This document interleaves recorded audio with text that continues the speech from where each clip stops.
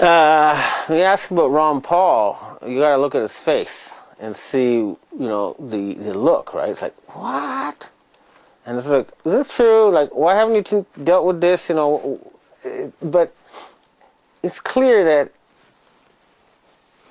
he's so far removed from what's happening that he doesn't even know that Ron Paul exists or is out to take the Fed back. That's how far above the clouds this man thinks he is, or is insulated by his coterie. The source of his power is under threat, and they don't even tell him. And anyway, it's the look on his face that tells you the true story. What do you think the great issues are? Running our own country better and having our own country play a more balanced and effective role in the world. Okay. And what's wrong now with the way it's running, the U.S. government? You mean wrong with our country, or? Yes. Mm-hmm. I think one of the things that is needed is the fact that I don't think enough people in high positions in our country accept the importance of our world role with sufficient gravity. In other words, I think the tendency, because of politics and getting elected, is to stress local issues, and of course they are important, but I would like to see more of the leaders of our country spend more time in traveling, for one thing, getting to know the world, and studying history. To me, one of the sad things about our country is that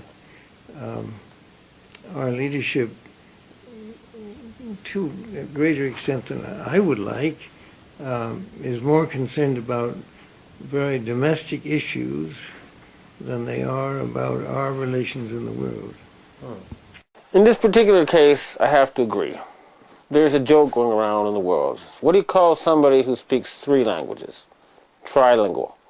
What do you call someone who speaks 2 languages? Bilingual. And what do you call someone who speaks 1 language? American. You guys are going to be left behind if you don't sort of take a look at the world. Okay, the world is passing you by. You're going to become irrelevant unless you keep up. You're going to lose to people who speak 2 or 3 languages and know 2 or 3 cultures. That's a warning. He's right on the mark, that one, at that time, I'm afraid to say. You guys are not the center of the world anymore. And the sooner you figure that out, the better it is for everybody. Okay.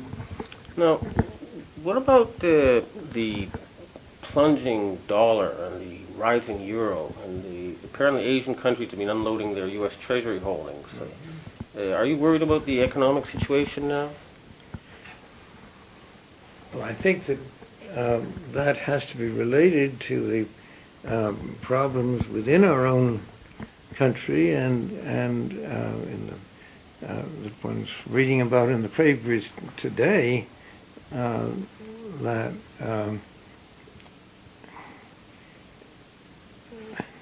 there's grave concern about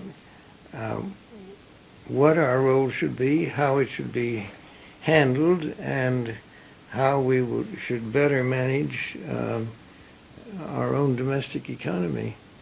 And I think this is becoming a serious issue that is going to have to be addressed by any politicians who wish to be re-elected, that they have to see that the issue of our economy and what influences it is better understood and more successfully addressed. He looked quite worried when he talked about the collapsing dollar, and there's a good reason for that. The face value of all the dollars in the world is 10 times greater than the value of the U.S. economy. The Asian countries are saying, we're not going to use your dollars anymore if you keep going around killing people. And we're not going to support an army that's just attacking us. So this is your weak spot. This is your Achilles heel. And it's being attacked by the Asians. And that's no coincidence. You'll be meeting the Emperor, is that correct? I'm looking forward to that. What will you be talking about? That will certainly, to a large extent, be his decision. My impression is that emperors tend to lead conversations. I have had the good fortune and privilege of meeting him a number of times before. I would hope we would have a chance to talk a little bit about his views of the world and how he feels our country is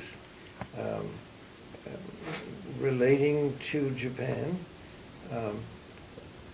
But also, our family has had quite close relations with Japan for many years and with the royal family. So my suspicion and even hope is that we might also talk about those relationships in the past and where they might go in the future. Japanese newspapers have talked about this weekend about an imminent fundamental change in U.S.-Japan security relations. Have you heard anything about this? I don't think so, really. And it's not an issue that I would think the Emperor would want to discuss with me. I can't imagine that would be one of the things we talk about. I don't think it would be appropriate. Right.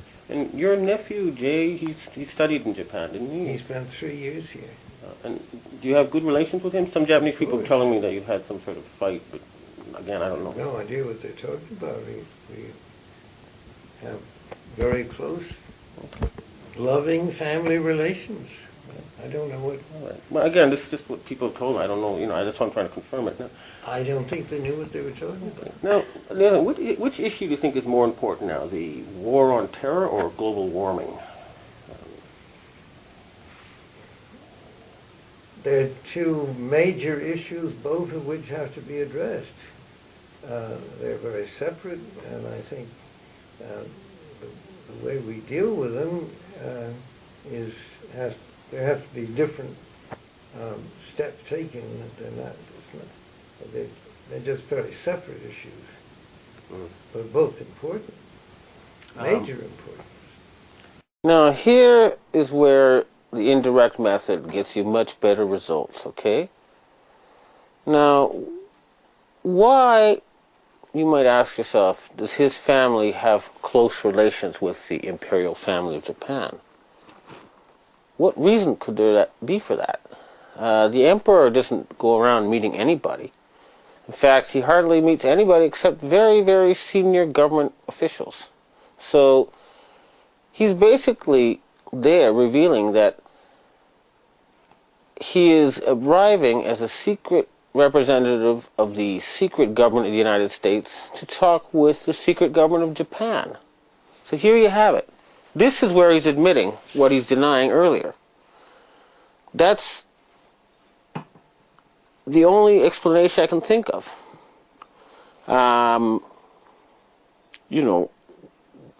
Emperors don't go around meeting retired bankers.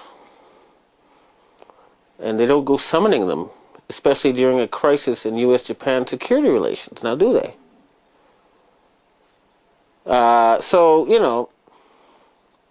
It doesn't make sense, except if you think of him as a secret ruler of the United States, and you think of the emperor as a secret ruler of Japan. That's the only reason why it makes sense for them to meet at this time.